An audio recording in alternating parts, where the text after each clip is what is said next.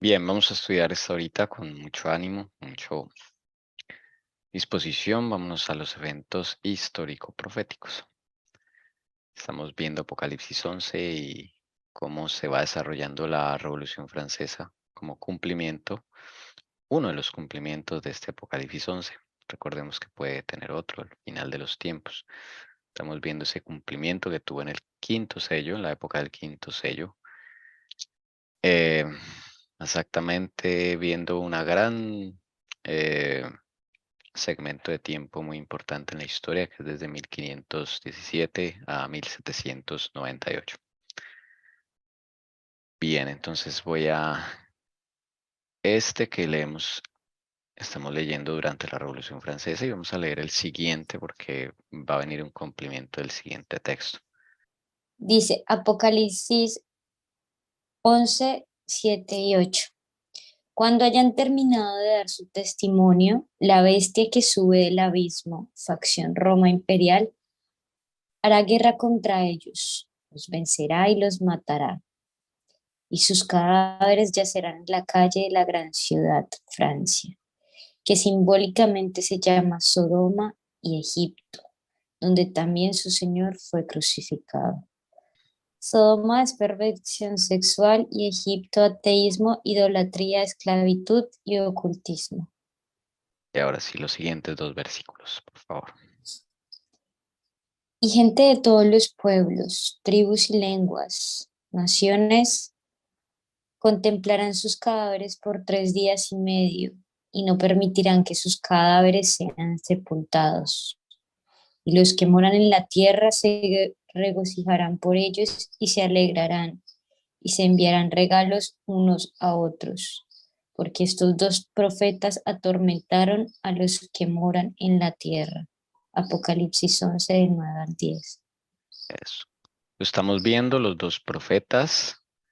Ya hemos visto que simboliza eh, los pueblos que el Señor tiene. Tiene varios significados, pero aquí en la Revolución Francesa ya no hay hugonotes, ya no hay protestantes, pero está la Biblia, Antiguo y Nuevo Testamento. Esos son los dos profetas en esta época de la historia en la que estamos.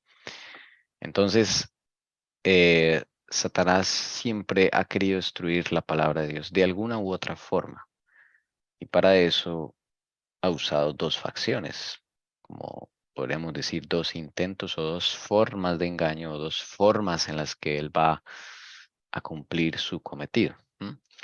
Entonces, como estamos aquí viendo en este tiempo una transición, eh, vamos a ver cómo la facción Roma imperial también va a cumplir esa profecía al intentar destruir la Biblia y el cristianismo en general y el nombre de Dios inclusive en toda una nación. Y es lo que el Señor nos quiere mostrar, lo que le pasa a un país cuando desecha todo vestigio de Dios, todo lo que tenga que ver con el Señor, inclusive a los mismos Iglesia Católica, porque esta facción fue con todo y destruyó hasta la misma Iglesia Católica en Francia. Entonces, el odio acérrimo que vemos aquí contra el cristianismo es consecuencia de también las personas al hacer tanta injusticia, al derramar tanta sangre, al echar de Francia a los hugonotes. Todo esto fue llevando poco a poco a un declive en la moral, en los valores, en esa base, esa noción básica que el Señor nos dejó a los seres humanos para discernir lo bueno y lo malo. Entonces, Francia, nos quedamos en la parte de cómo destruyeron a la familia real. La fueron destruyendo hasta que lo lograron. Luis XVI fue llevado a la guillotina, dejando sola a su esposa, a sus dos hijos, a su hermana. Meses después, en octubre, llevan a María Antonieta al cadalso también y solo se salvan los dos hijos, que ya habíamos visto que uno de los hijos fue llevado en secreto a Estados Unidos y la niña fue llevada a Austria. Y allá la protegieron. Y en Francia, claro, se derrama esta sangre, o sea, fuera la sangre que se ha derramado. Yo creo que esta como que le abrió la puerta a más demonios. No sé, lo veo así. Ustedes verán ahorita, porque después de que matan al rey y a la reina, Francia literalmente se enloquece. O sea, como que el enemigo toma control de el poco orden que hay y empieza una guerra ya abierta contra el cristianismo. Como ya habían destruido la realeza, el otro objetivo era destruir todo vestigio de cristianismo. Y eso es lo que vamos a seguir leyendo aquí en el conflicto de los siglos.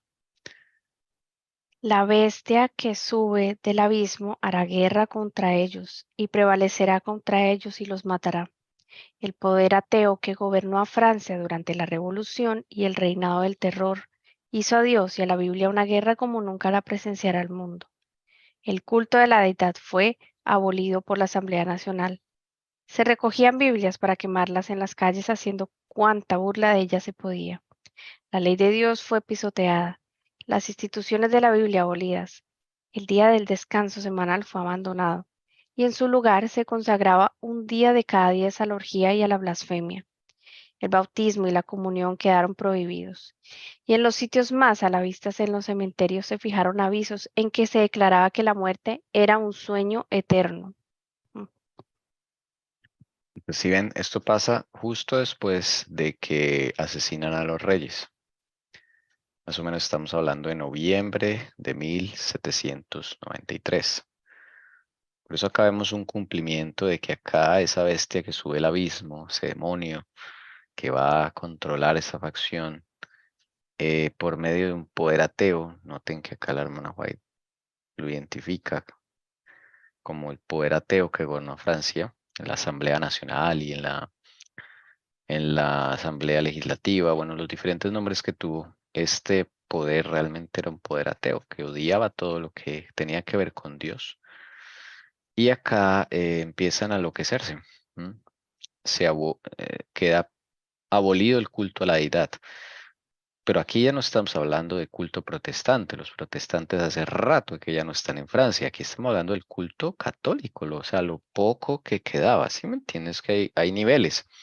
Entonces, aquí ya como que terminan de darle el sablazo a toda institución religiosa. Y aquí acaban con la Iglesia Católica. Digamos, esos católicos fieles, creyentes, celosos en su luz, ¿no? En la luz que tienen.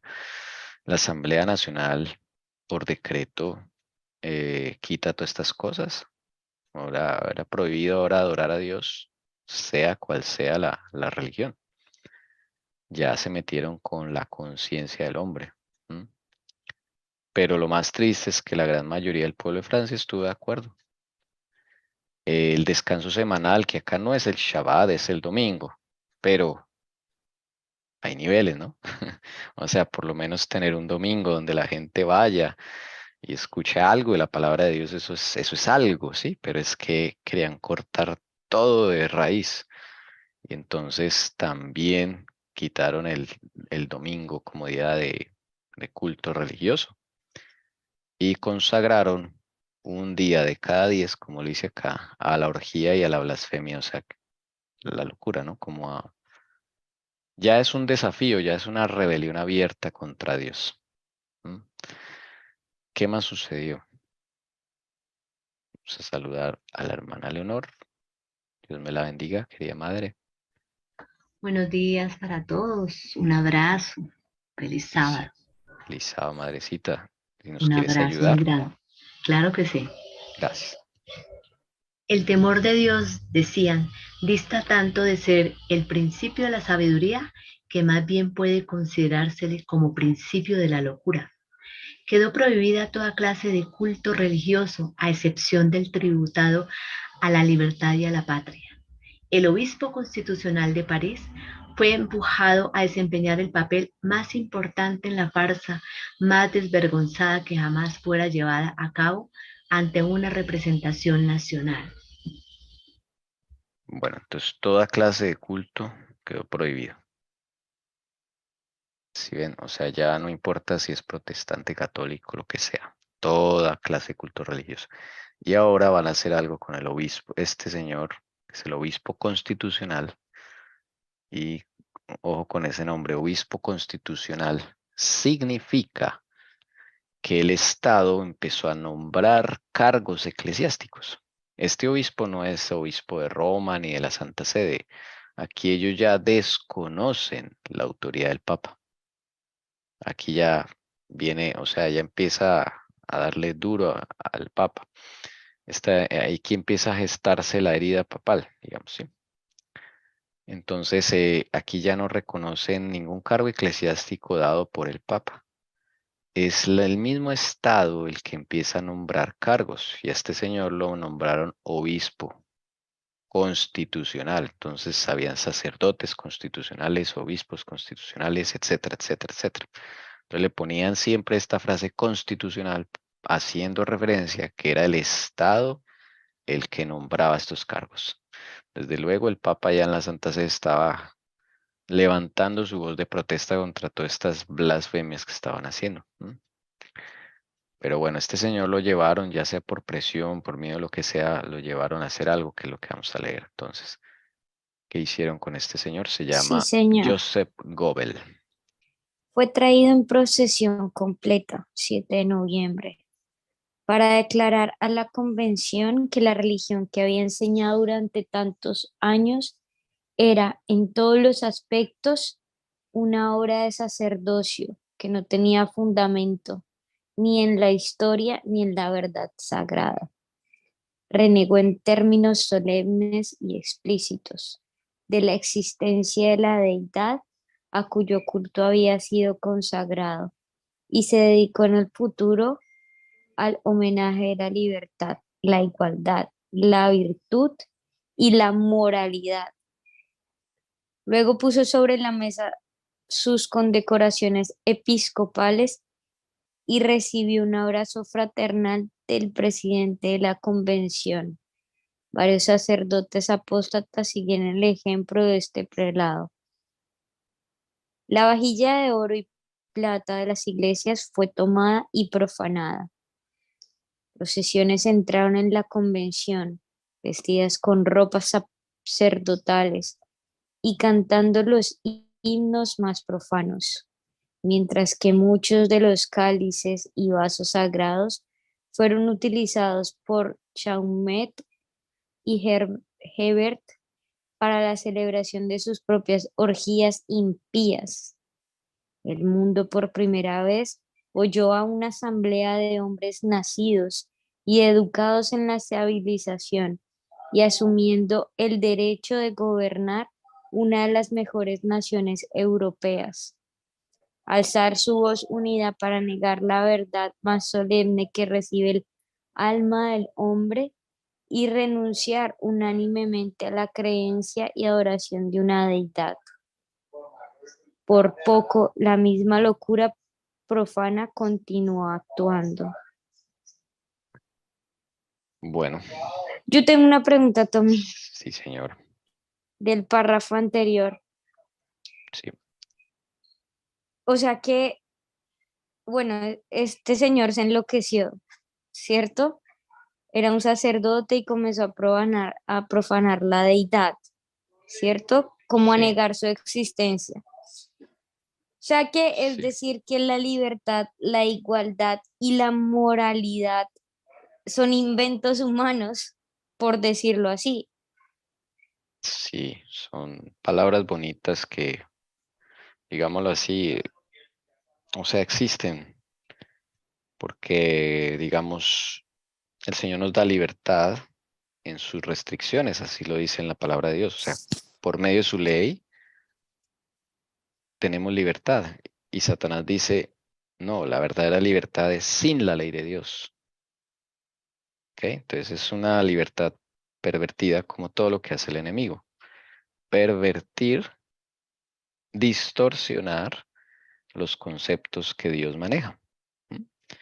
Entonces, ellos terminan exaltando unas palabras tergiversadas: libertad, igualdad, virtud y moralidad.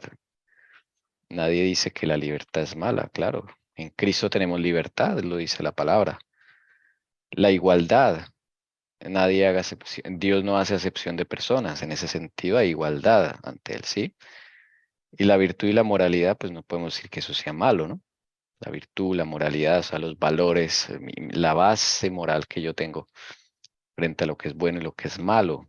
Entonces son conceptos que Él saca de la Biblia realmente y los enmascara en un aire de política y terminan, o sea, haciendo su objetivo, que era que rechazaren a Dios. ¿Bien? Así explícitamente, o sea, estaban, mejor dicho, regocijados en eso y Sí, haciendo es que la gente que, rechazara todo vestigio de existencia laica. Continúa.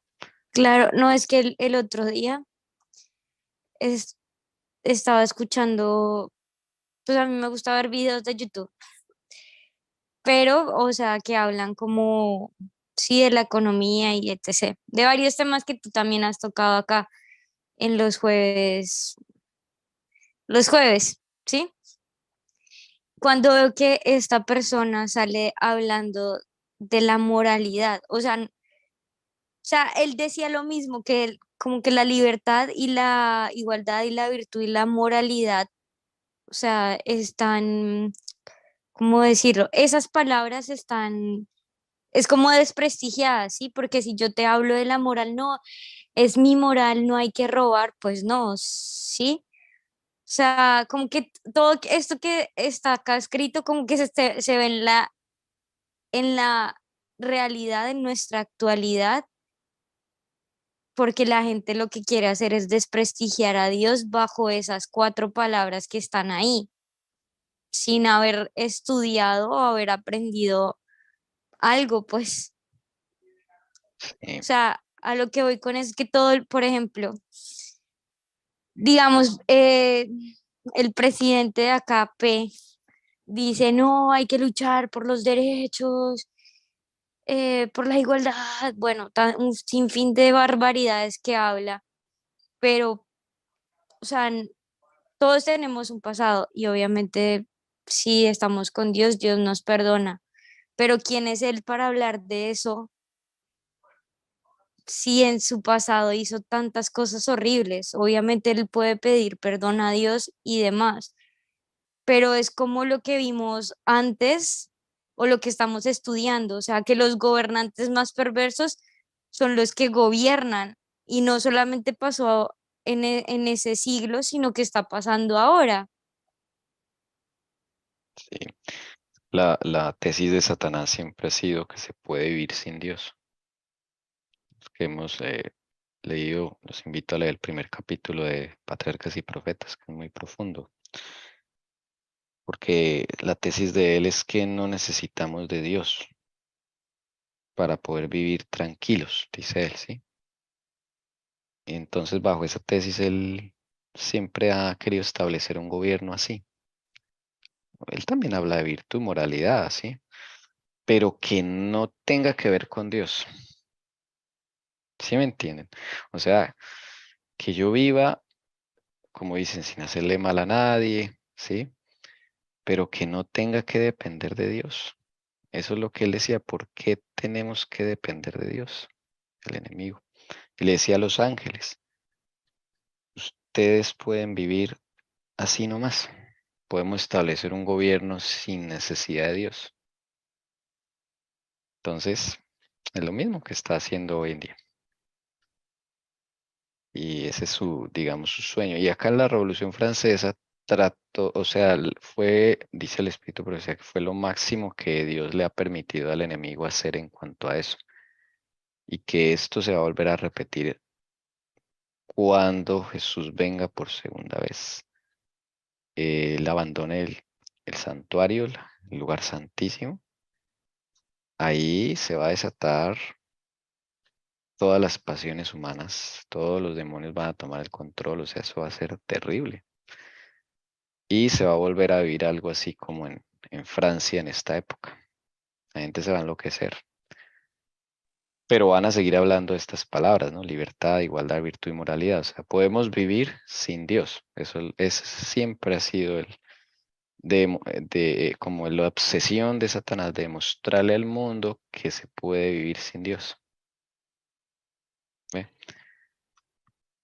Pero es algo Terrible. contradictorio porque el único que nos puede dar virtud y moralidad es Cristo, el único que nos puede dar libertad es Cristo, el único que nos puede tratar con igualdad es Cristo, nadie más, no depende de nosotros no podemos decir que porque no tenemos la ley de Dios somos libres, no, porque vamos a ser esclavos del pecado, lo dice el Señor, Juan 8:31, ¿sí? O sea, uno siempre va a ser esclavo de algo, siervo de algo. Pues la libertad en ese sentido no existe. Ellos también son esclavos de sus pasiones, de sus ideologías, son esclavos. O sea, no se puede ser. La verdadera libertad solo la da Cristo.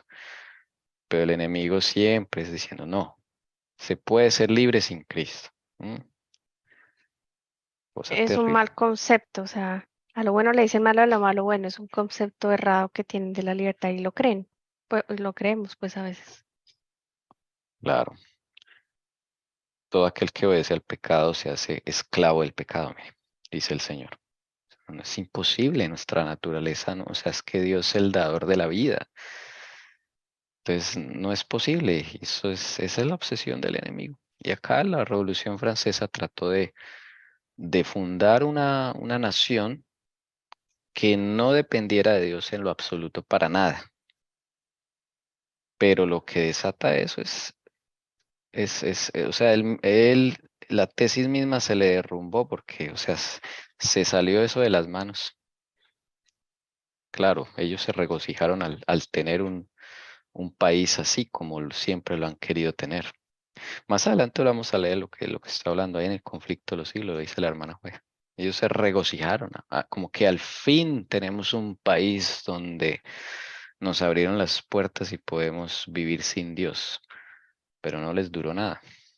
Los mismos impíos se dieron cuenta que eso era un error. Los mismos seres humanos impíos, vamos a ver que echaron para atrás, pero ya era tarde, por así decirlo. Entonces sí se salió de las manos esto en algún punto, porque no se puede, no se puede. Bueno, no sé si alguien quiera implementar, hablar algo más.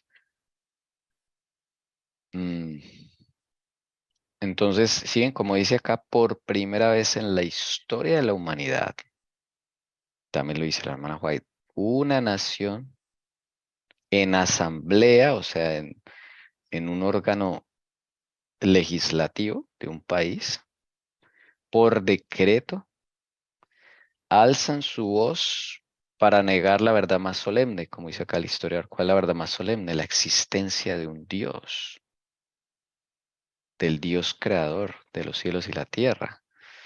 Entonces hacen renunciar lo poco que queda de Dios a la gente, le hacen renunciar a la gente lo poco que queda en Francia.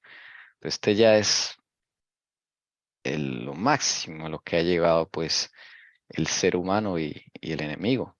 Es impresionante, pero el mundo no aprende todavía esto. No aprende, eso es lo más triste, no nos queda la lección. Y la degradación, miren que no vino de un momento a otro, eso viene de 300 años, estamos estudiando acá de Francia.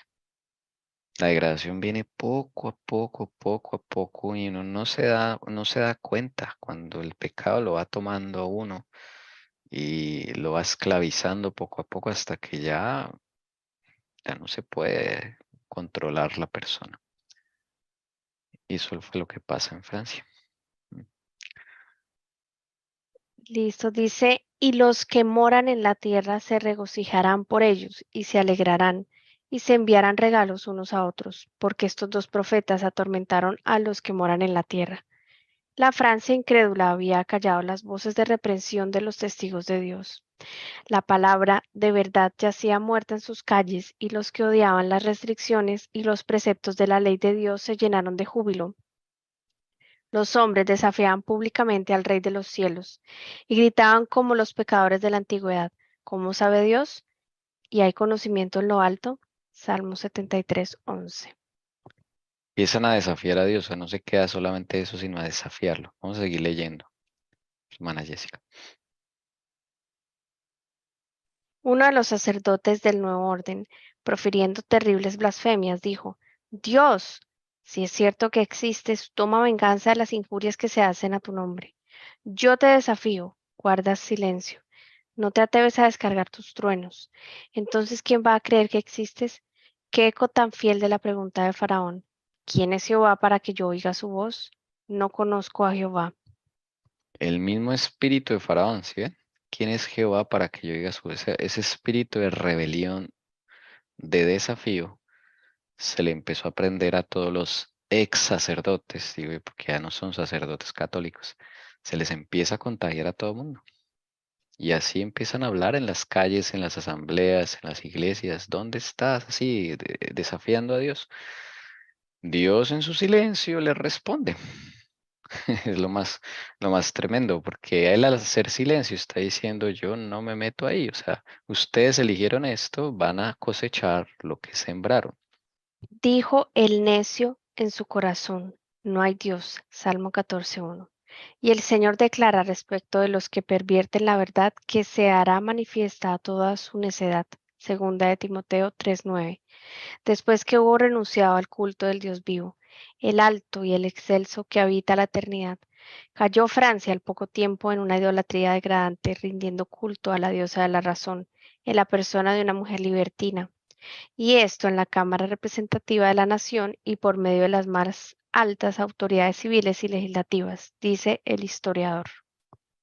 Ahora vamos a ver que empiezan a adorar a la razón, que la personifican con una mujer. ¿Ok? O sea, esto lo lleva a la idolatría literal, ¿sí? Es una cosa bien tremenda lo que pasa acá. Vamos a leer acá, vamos a pedirle a la hermana Leonor que nos ayude leyendo estos dos parrafitos. ¿Qué fue lo que hicieron? ¿Qué dice el historiador? Cuando ella dice el historiador es este de acá, que estamos leyendo. Este es el que leo, ¿cierto? Sí, señora. Una de las ceremonias de este tiempo de locura no tiene rival por lo absurdo, combinado con la impiedad. Las puertas de la convención, 10 de noviembre, se abrieron de par en par a una banda de músicos, precedidos por los cuales los miembros del cuerpo municipal entraron en solemne procesión, cantando un himno en alabanza de la libertad y escoltando como objeto de su futuro culto a una mujer con velo, a la que llamaron la diosa de la razón. Una vez introducida en el bar, fue desvelada con gran elegancia y colocada a la derecha del presidente, momento en el que fue reconocida como una bailarina de la ópera, cuyos encantos la mayoría de los presentes conocían por su aparición en el escenario. La Convención Nacional de Francia rindió homenaje público a esta persona como la mejor representante de la razón a la que adoraban, como una virgen. Sí, y esta, por favor. Esta momería sacrílega y ridícula estuvo de moda y en la instalación de la diosa de la razón fue imitada en algunas poblaciones del país que deseaban demostrar que se hallaba a la altura de la revolución. En la mayoría de los distritos de Francia se cerraron las iglesias a sacerdotes y fieles, se rompieron las campanas, se arrojaron a los cañones, se destruyó todo el establecimiento eclesiástico. Se enloquecieron. Sí, tal cual, eso fue terrible. Eso es lo que pasa por tratar de quitar a Dios, sí, de las mentes de las personas. El orador que introdujo el culto de la razón se expresó en estos términos. Legisladores, El fanatismo ha cedido su puesto a la razón. Sus turbios ojos no han podido resistir el brillo de la luz. Un pueblo inmenso se ha trasladado hoy a esas bóvedas góticas, en las que por primera vez han repercutido los ecos de la verdad. Allí han celebrado los franceses el único culto verdadero, el de la libertad, el de la razón. Allí hemos hecho votos por la prosperidad de las armas de la República. Allí hemos abandonado inanimados ídolos para seguir a la razón, a esa imagen animada, la obra más sublime de la naturaleza. Las bóvedas góticas son las iglesias católicas, ¿no? Que las cogieron para hacer culto a la razón. Miren cómo, o sea, es bien tremendo esto, porque por un lado la Roma papal, por la Roma papal vinieron los ídolos de María, de Jesús, de los santos, de los apóstoles, ¿no? Y entonces ellos, la otra facción, la que está tomando el control en este momento, llega a estas iglesias, tumban todo eso y dicen, claro, hemos abandonado inanimados ídolos, refiriéndose a esas esculturas católicas. Pero ahora están siguiendo a la razón. Ellos dicen, esta sí es viva. Sí, ponían a una mujer ahí viva y empezaban a adorarla, a adularla. O sea, las dos facciones tienen su forma de engañar, ¿sí notan? Pero a la final el objetivo es el mismo en cualquiera de las dos facciones. Quitar a Dios de la mente de los hombres. Ese es su objetivo final. Cualquiera de las dos. Entonces, si ven como una trabaja, pues la otra acusa a la anterior, pero termina siendo lo mismo. Eso es idolatría, sean estatuas o sea una mujer vestida como diosa, es la misma cosa. No hay ninguna diferencia. Es como que el enemigo usa el mismo engaño con dos disfraces diferentes. Al ser presentada la diosa ante la convención, la tomó el orador de la mano y dirigiéndose a toda la asamblea dijo: Mortales, cesad de temblar ante los truenos impotentes de un Dios que vuestros temores crearon. No reconozcáis de hoy en adelante otra divinidad que la razón. Yo os presento su imagen más noble y pura, y si habéis de tener dos ídolos, ofreced sacrificios solamente a los que sean como éste. Caiga ante el augusto Senado de la libertad el velo de la razón. La diosa, después de haber sido abrazada por el presidente, tomó asiento en una magnífica carroza que condujeron por entre el inmenso gentío hasta la catedral de Notre Dame. Para reemplazar a la deidad, la llevaron sobre el altar mayor y recibió la adoración de todos los que estaban presentes. Poco después de esto procedieron a quemar públicamente la Biblia. En cierta ocasión, la Sociedad Popular del Museo entró en el salón municipal gritando: ¡Viva la razón! Y llevando en la punta de un palo los fragmentos de varios libros que habían sacado de las llamas, quemados en parte, entre otros brevarios, misales y el Antiguo y Nuevo Testamento, que expiraron en un gran fuego, dijo el presidente. Todas las locuras que por esta causa ellos habían incurrido la raza humana. O sea, hicieron y deshicieron, ¿no? Todos los demonios. Ahí se cumple entonces el regocijo, la falsa alegría que tenían los franceses cuando lograron momentáneamente destruir a estos dos testigos, a la Biblia. Y por eso dice acá que se enviaban regalos unos a otros. Dice acá, los que moran en la tierra se regocijarán por ellos y se alegrarán, o sea, por lo que hicieron. Ahí se cumple esa parte de la profecía. Y bueno, esto fue tan terrible, tan absurdo y tan loco que hasta el mismo Robespierre se alertó. Este señor Robespierre, vamos a leer de este señor. Dice, este rechazo de toda divinidad horrorizaba a Maximilien Robespierre. Aunque no era admirador del catolicismo, sentía una especial aversión por el ateísmo.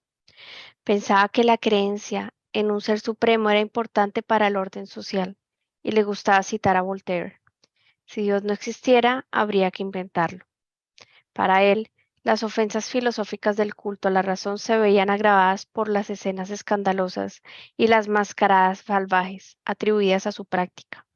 A finales de 1793, Robespierre denunció enérgicamente el culto a la razón y a sus defensores y expuso su propia visión de la religión revolucionaria, ideado casi en su totalidad por Robespierre.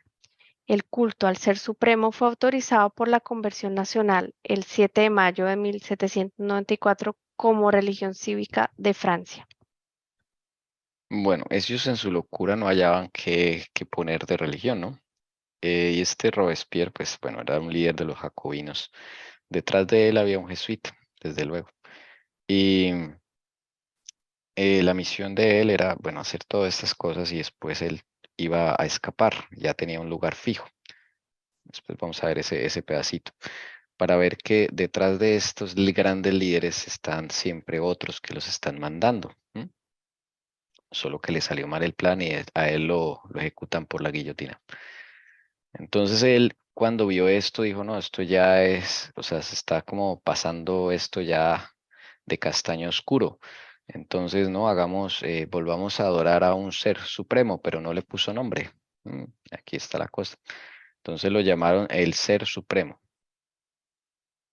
Y ese fue el siguiente, digamos, culto, idolatría que empezaron a hacer, ¿no?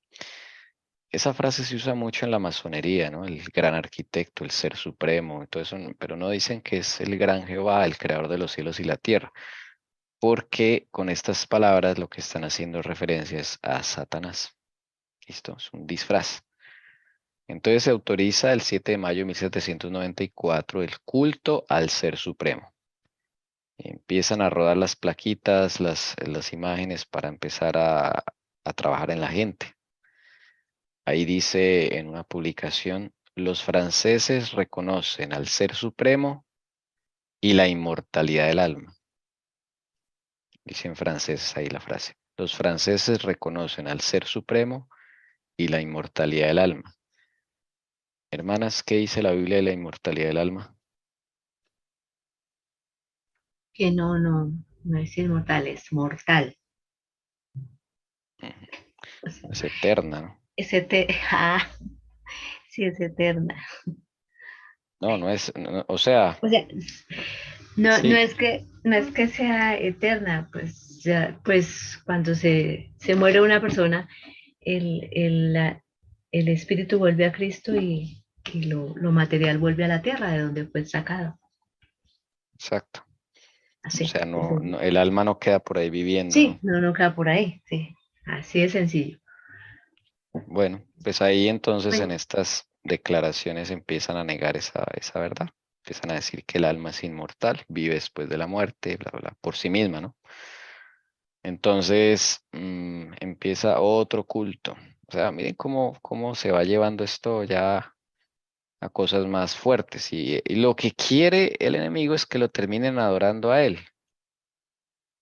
Aquí vemos la inauguración de la Fuente de la Regeneración allá en París, donde antes estaba la Bastilla, que eso lo tumbaron y todo lo incendiaron.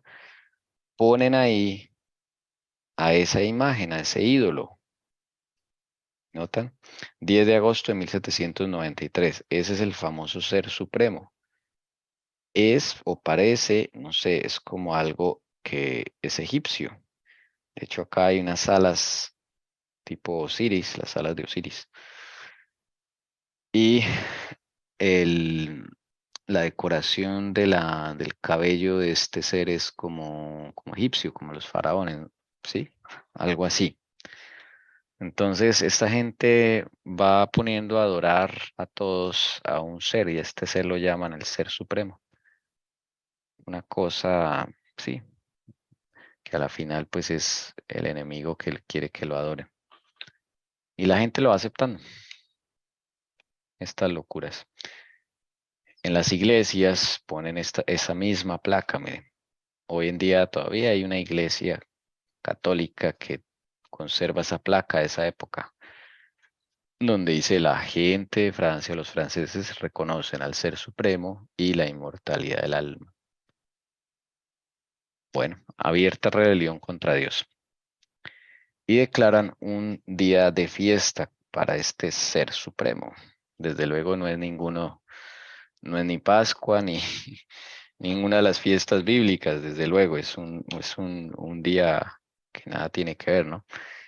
Y entonces hacen un día de fiesta, que fue el 8 de junio de 1794, y lo declaran fiesta al Ser Supremo, y se van allá al campo de Marte, donde hoy en día es al frente de la Torre Eiffel, y empiezan a hacer este rito. ¿M?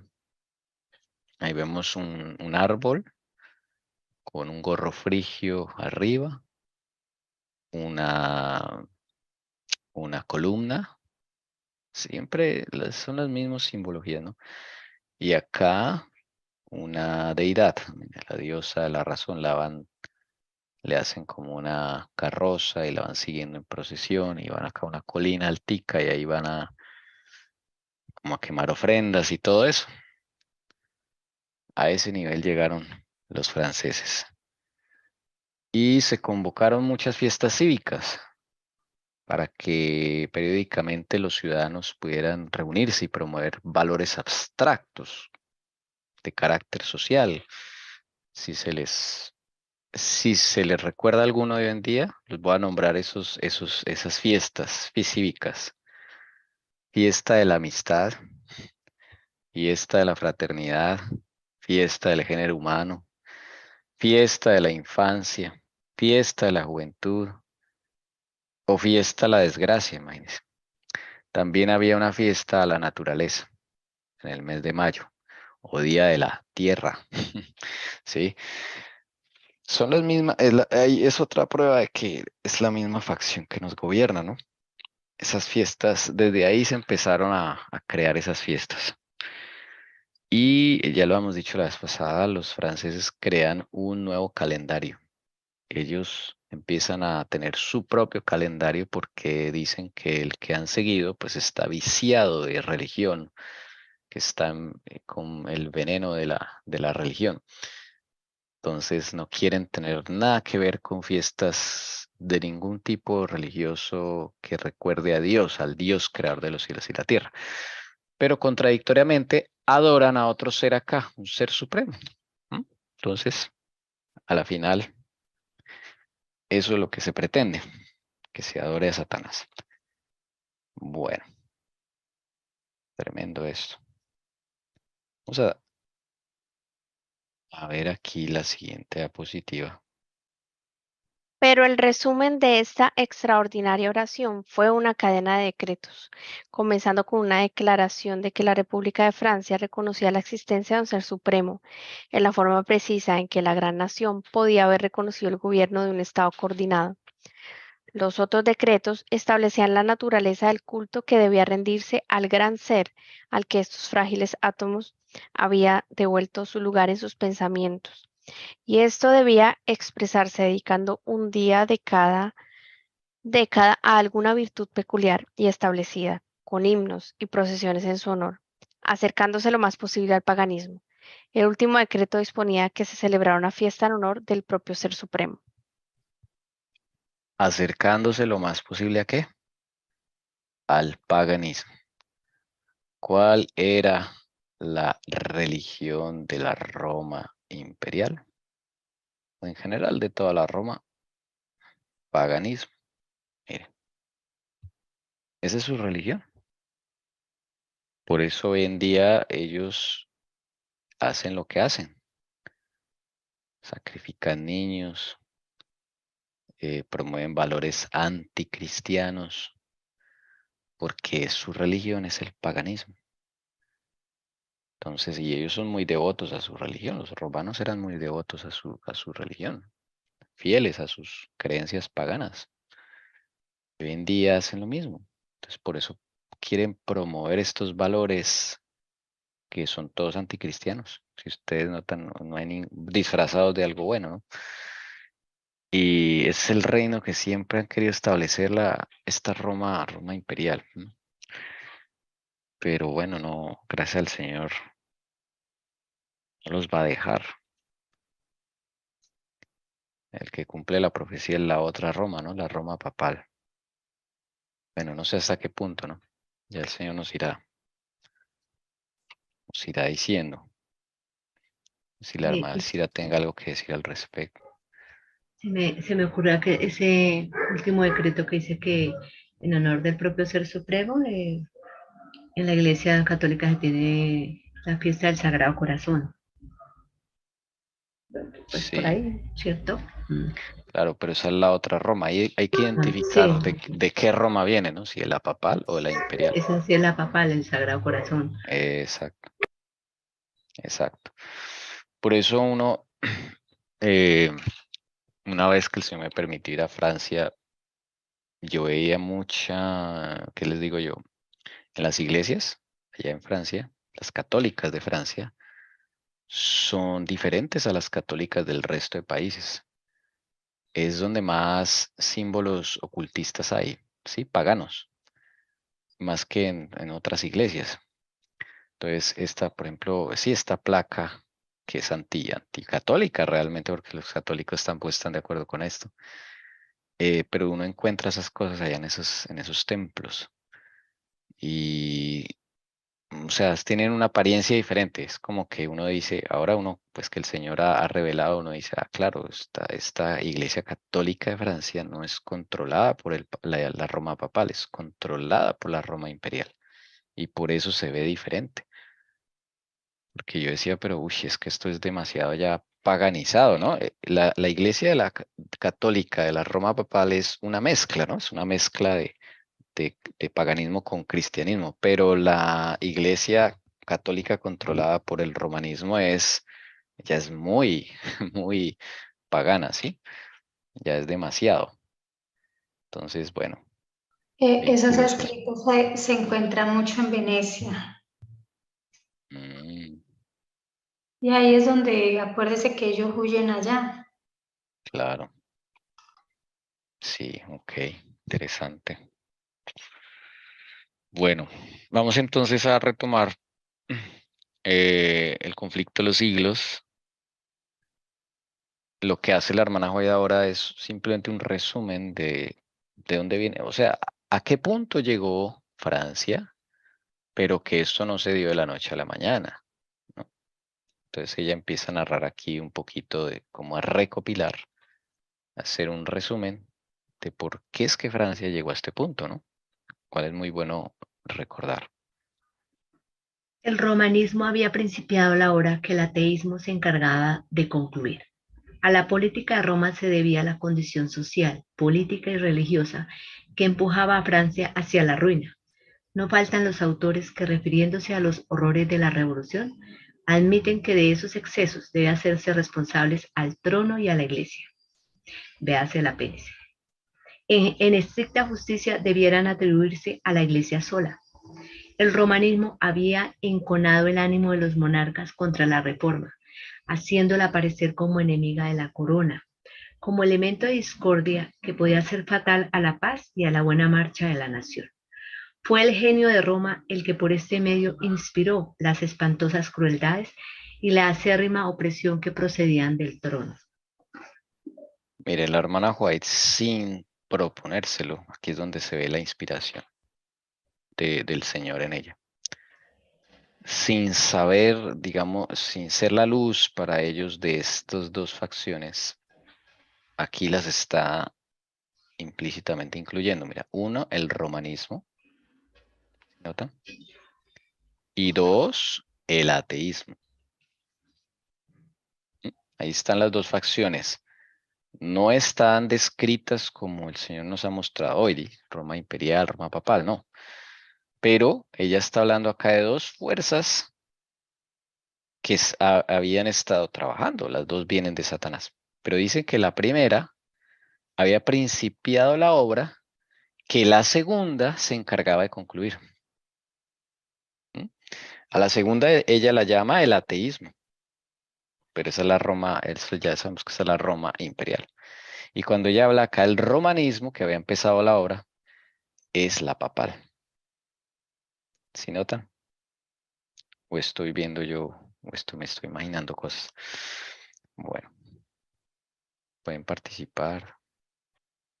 Que esto me parece bien interesante.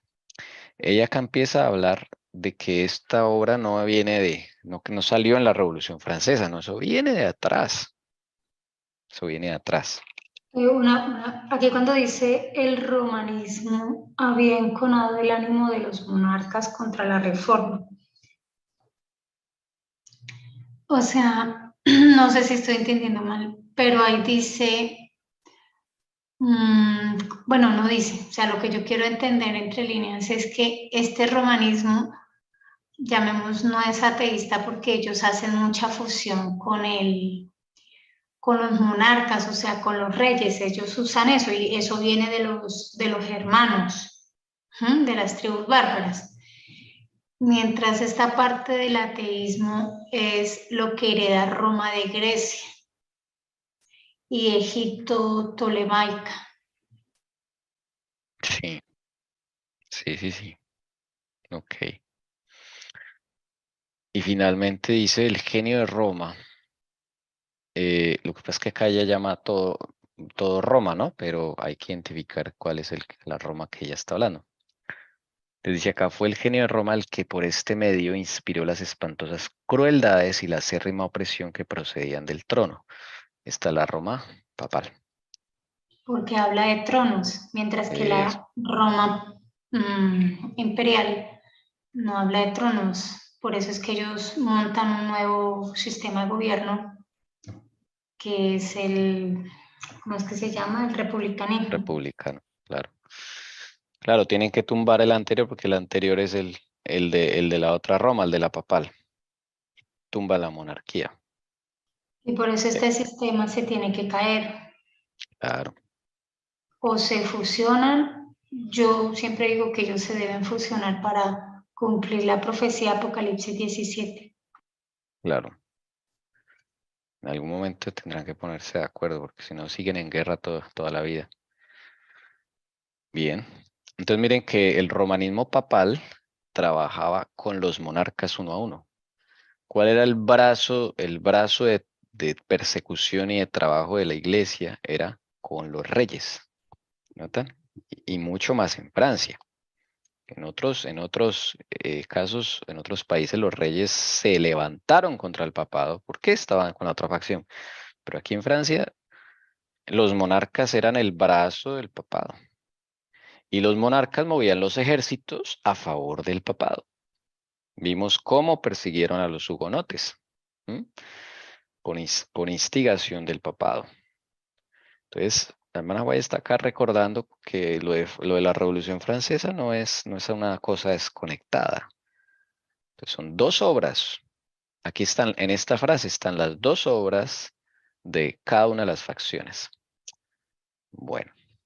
El espíritu de libertad acompañaba a la Biblia. Doquiera se le recibiese, el Evangelio despertaba la inteligencia de los hombres.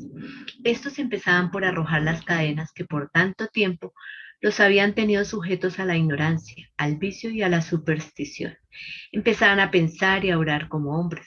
Al ver esto los monarcas temieron por la suerte de su despotismo. O sea que había que eliminar la Biblia. La Biblia sí da libertad, mire. O sea, la palabra del Señor, ¿no? En la Santa Escritura sí da libertad. Que la gente empieza, como dice acá, empezamos a orar como hombres, como Dios nos creó. Y entonces ahí, porque uno recibe de parte del Señor mucha sabiduría cuando estudia con humildad y mansedumbre las Escrituras. entonces ya uno no come cuento, digamos, ¿sí? En eso se refiere a la libertad y usted ya no anda con miedos de que hay, la pandemia, por ejemplo, y todo esto, ¿no? Porque el Señor le está contando que todo esto está planeado. Es un ejemplo de varios. Entonces los monarcas temen por su trono, porque la Biblia es una amenaza para cualquiera de las dos facciones, es una amenaza. A ver, sigamos, hermanita Caro. Sigamos mirando el resumen de la hermana White en el conflicto de los siglos. Roma no fue tardía para inflamar los temores y los celos de los reyes, decía el Papa al regente de Francia en 1525. Esta manía, el protestantismo, no solo confundirá y acabará con la religión, sino hasta con los principados, con la nobleza, con las leyes, con el orden y con las jerarquías. Y pocos años después, un nuncio papal le daba este aviso al rey: Señor, no os engañéis. Los protestantes van a trastornar tanto el orden civil como el religioso. El trono peligra tanto como el altar. Al introducirse una nueva religión, se introduce necesariamente un nuevo gobierno. Y los teólogos apelaban a las preocupaciones del pueblo al declarar que las doctrinas protestantes seducen a los hombres hacia las novedades y la locura. Roban hacia el rey el afecto leal de sus súbditos y destruyen la iglesia y el Estado al mismo tiempo. De ese modo logró Roma predisponer a Francia contra la reforma, y la espada de la persecución se desenvainó por primera vez en Francia para sostener el trono, resguardar a los nobles y conservar las leyes. Es verdad que la Roma papal logró predisponer a Francia contra el protestantismo, ¿no? O sea, esta frasecita acá. La logró predisponer, ya lo vimos cómo masacraron a los hugonotes. Pero también cuando ellos hablan de que los protestantes van a trastornar tanto el orden civil como el religioso, pues yo me pregunto, esta facción papal sabía que le estaban dando en la cabeza desde el principio y sabía que el protestantismo era un plan de la Roma imperial. Entonces, bajo ese punto de vista, tenían razón. Porque ellos veían amenazar su orden religioso y su orden civil. No porque quisieran que las conciencias se despertaran con la lectura de la Biblia, sino porque sabían que detrás estaba la otra facción que los quería tumbar del poder. Entonces, como entre líneas, se lee que el papado, desde su punto de vista, sí tenía razón de ver al protestantismo como una amenaza, desde su punto de vista. Desde luego el protestantismo dio luz al mundo y el Señor pues lo permite porque sirve, ¿no? Ya hemos visto todo el bien que se generó con esto. Pero la intención de los que promovieron el protestantismo, de los que promovieron la reforma, no era limpia, era para tumbar al otro. Poco previeron los reyes cuán fatales iban a ser los resultados de tan odiosa política. Las enseñanzas de la Biblia eran las que hubieran podido implantar en las mentes y en los corazones de los hombres aquellos principios de justicia, de templanza, de verdad, de equidad y de benevolencia, que son la piedra angular del edificio de la prosperidad de un pueblo. La justicia engrandece la nación y con ella será afirmado el trono. Proverbios 14:34. El efecto de la justicia será paz y la labor de justicia reposo y seguridad para siempre. Isaías 32:17. El que obedece las leyes divinas es el que mejor respetará y acatará las leyes de su país. El que teme a Dios honrará al rey en el ejercicio de su autoridad justa y legítima. O sea que hay, ante todas esas verdades, ¿quién puede contra ellas, no? Pues ahí está siendo clara la palabra de Dios. y el efecto que causan la gente de un país. Imagínese un país donde fuera al revés, ¿no? Donde todos quisieran agradar al Señor y estuviesen en esa oración constante, o sea, sería una maravilla, ¿no? La otra cara de la moneda. Entonces esto era una amenaza realmente. La Biblia siempre ha sido amenaza para las dos facciones. Lo que pasa También, es que, ¿sí? qué pena. También por eso, pues, en un tiempo solamente daban las misas y todo eso en latín, ¿no? Para que nadie entendiera. Sí es. La facción Sí, papal también escondió las escrituras. La otra las puso en alto, pero para tumbar al otro. O sea, en ese reino de Satanás, todo se vale. Todo se vale, hasta usar cosas buenas para tumbar al otro. Es como cuando, mire, el enemigo también puede usar cosas buenas para desviarlo a usted de donde el Señor quiere que se concentre. Me explico. Ahora, gracias al Señor, Él, en medio de las cosas, de las malas decisiones que tomamos, Él nos guía y no nos abandona. Por ejemplo, cuando la hermana White fue a Australia, eso es algo bueno, ¿sí? Hoy en día uno habla de eso y ¿no? Eso es algo bueno. La hermana White en Australia abrió la obra, fundó colegios, fundó iglesias, creo que casa publicadora, bueno, o sea, fundó la estructura de organización de la iglesia. Ella abrió el campo allá. Entonces uno diría, bueno, eso es muy bueno, pero ¿era la voluntad del Señor?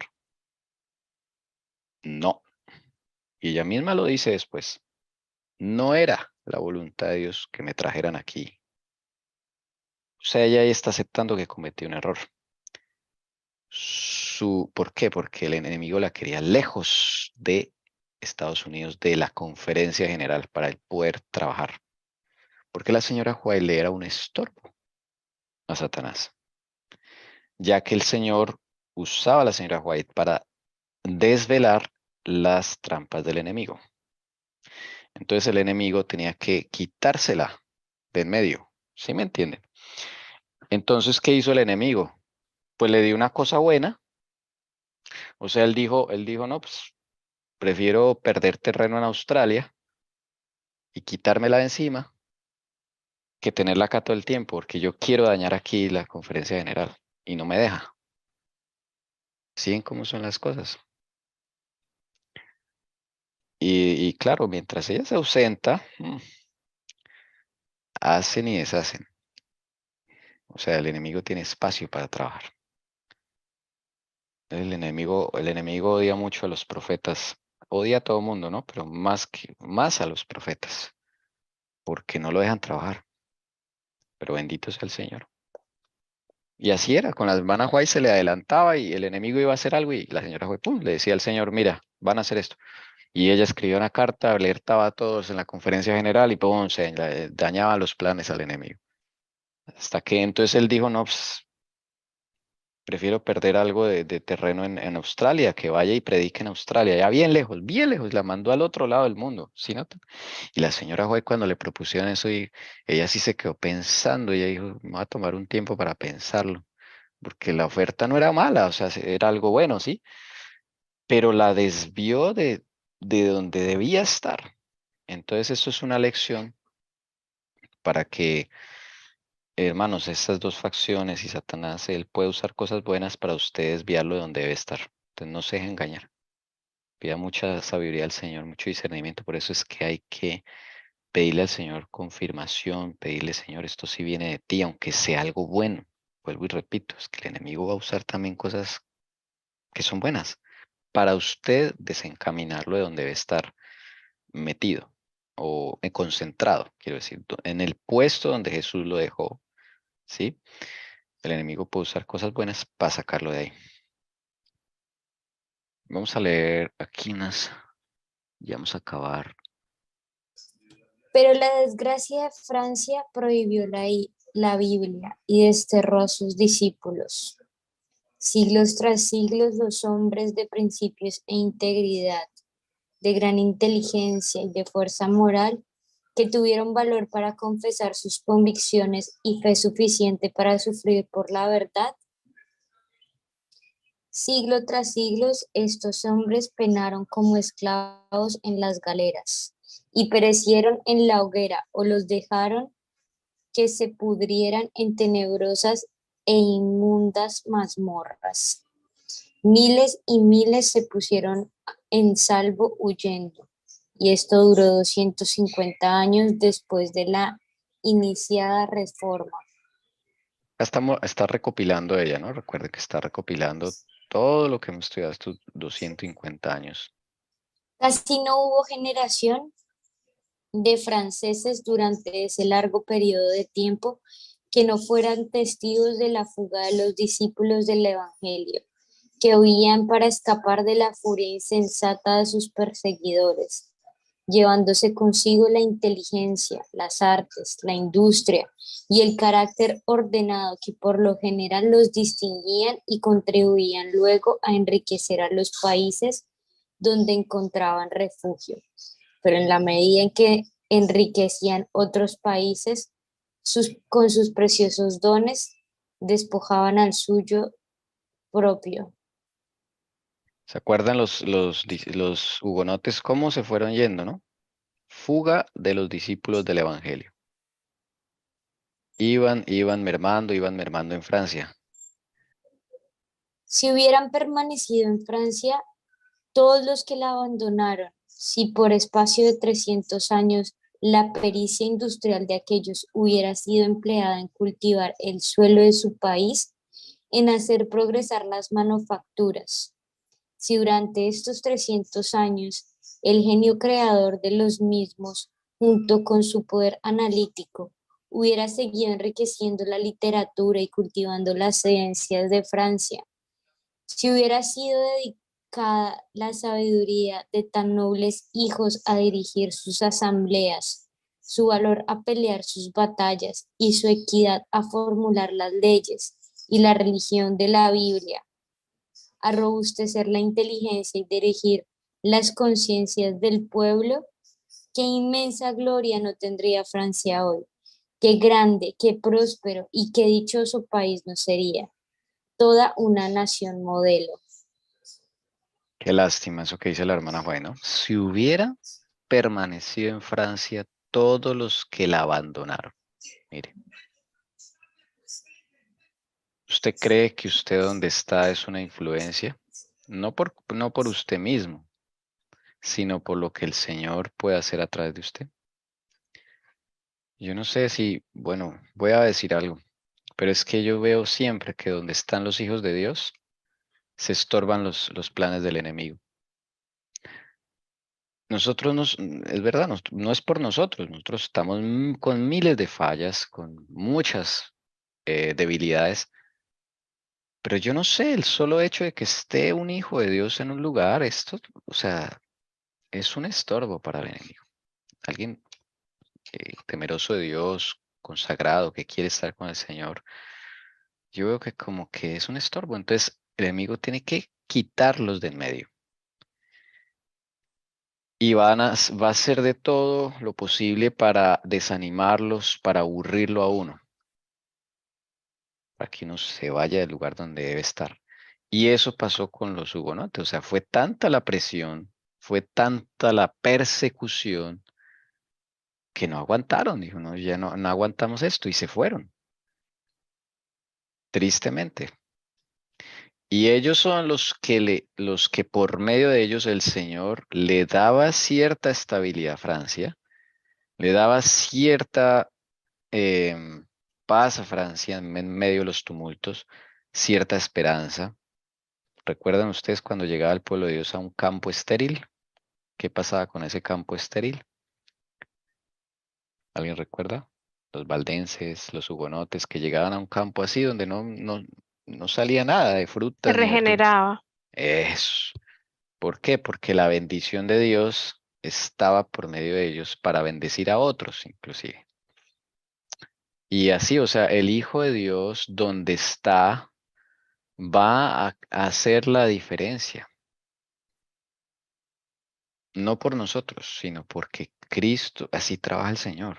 Es una cosa bien extraña, ¿no? Que nosotros los más indignos, los más terribles, Pero donde nosotros estamos, definitivamente el enemigo no va a estar cómodo, a menos que usted esté dormido y esté de acuerdo con su condición espiritual, pues no hay problema, el enemigo lo tiene ahí.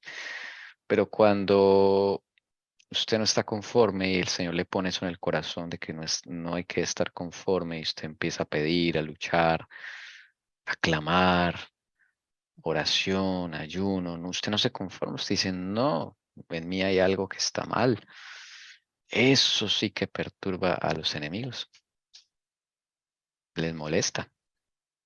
Entonces su territorio se ve amenazado porque ya no pueden trabajar con usted en ciertos momentos, es verdad, pero no trabajan cómodos, ya no trabajan a sus anchas. A medida que uno le va dando la vida a Cristo, ya ellos no pueden hacer lo que quieran. Entonces eso les molesta.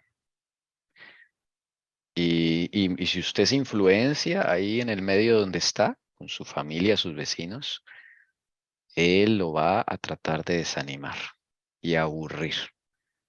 Entonces ahí es cuando usted y yo decimos, me quiero ir,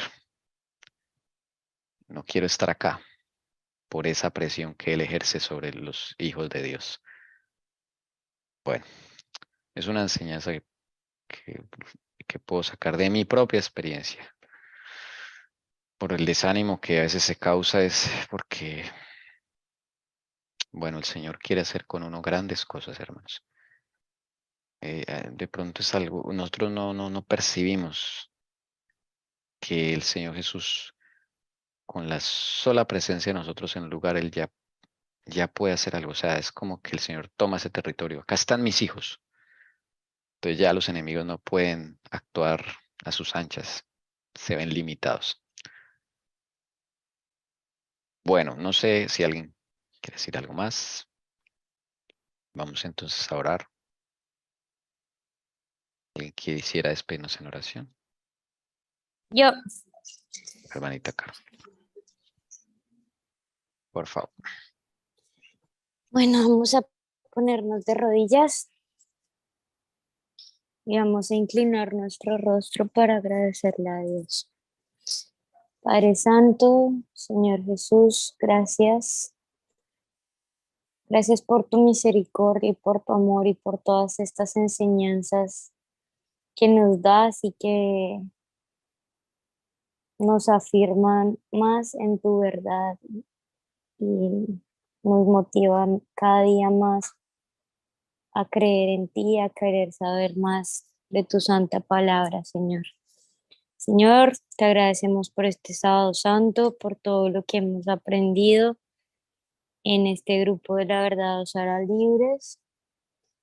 Permite que en horas de la tarde podamos conectarnos, Padre Santo, para seguir en comunión contigo en este sábado santo que nos permite, Señor.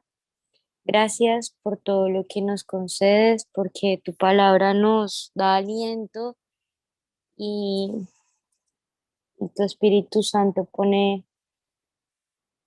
a redarguir nuestro corazón, Señor Jesús. Gracias por tu amor. Permite que cada uno de nosotros podamos tener un bendecido almuerzo, Señor Jesús. Todo esto te lo pedimos en los méritos tuyos. Amén.